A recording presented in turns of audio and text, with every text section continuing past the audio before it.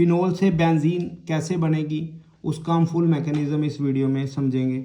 सबसे पहले तो हमें ये रिएक्शन पता है कि जो फिनोल है जिसे हम कार्बोलिक एसिड भी बोलेंगे, दिस इज़ फिनोल, जिसको हम कार्बोलिक एसिड भी लिखते हैं।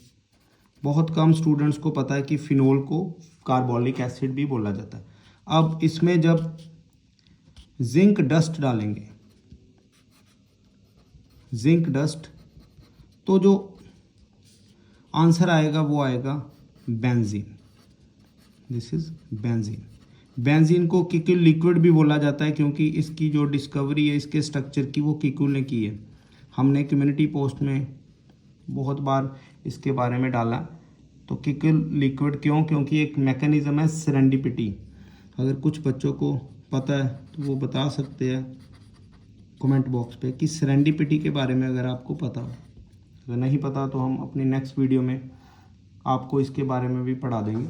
अब देखिए फिनोल टू बेंजीन कैसे बनना है, इसका फुल मैकेनिज्म। सबसे पहले जिंक डस्ट ही क्यों यूज़ की, जिंक डस्ट फॉर्म की क्या ज़रूरत हमें पड़ गई, वो सब देखेंगे। पहले हम थोड़ा मैकेनिज्म इसका देख लें।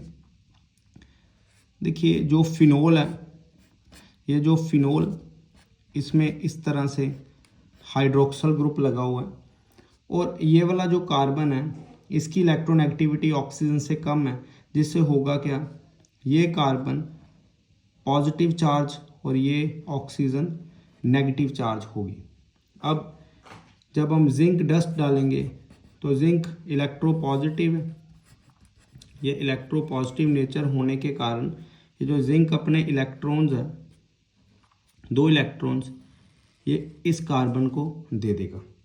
अब जब इस कार्बन के पास इलेक्ट्रॉन गए, आप देखेंगे ये 2 इलेक्ट्रॉन्स गए हैं इसके पास। अब 2 इलेक्ट्रॉन इसके पास जाने से ये कार्बन के ऊपर नेगेटिव चार्ज आ गया और ऑक्सीजन तो ऑलरेडी यहाँ पे पहले नेगेटिव और ये पॉजिटिव चार्ज, क्योंकि ऑक्सीजन ज़्यादा इलेक्ट्रोनेगेटिव है।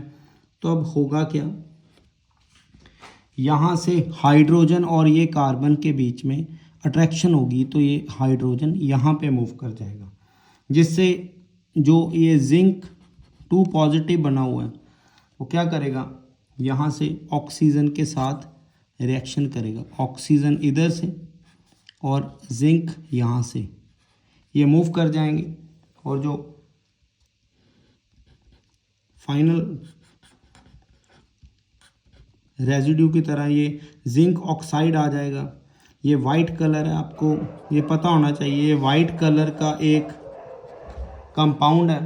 अब बचा क्या, फाइनली देखिए ये फिनाइल है और ये H जब इसके साथ आ जाएगा तो ये बन जाएगा बेंजीन, और इसका जो फार्मूला क्या है, C6H6। इस तरह से ये फिनोल से बेंजीन बनेगा।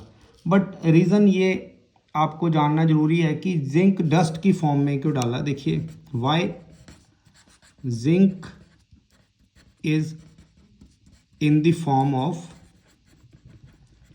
डस्ट। अगर आपको पता हो कि जो डस्ट है, जो डस्ट उसका जो सरफेस एरिया है वो काफ़ी ज़्यादा है। Surface area of dust, dust का मतलब है small particle size, small particle size. और इससे होगा क्या, इस पार्टिकल जो स्मॉल पार्टिकल साइज होने के कारण जो जिंक है वो बहुत जल्दी रिएक्शन के जो रिएक्टेंट्स हैं उनको एब्जॉर्ब करेगी। तो ये भी बहुत बार क्वेश्चन पूछते हैं कि जिंक को डस्ट की फॉर्म में क्यों यूज़ किया गया। तो इस तरह से आप एक बार देख लीजिए कि कैसे फिनोल बेंजीन में कन्वर्ट होगी, क्या इसमें सारा ये क्राइटेरिया लगा है।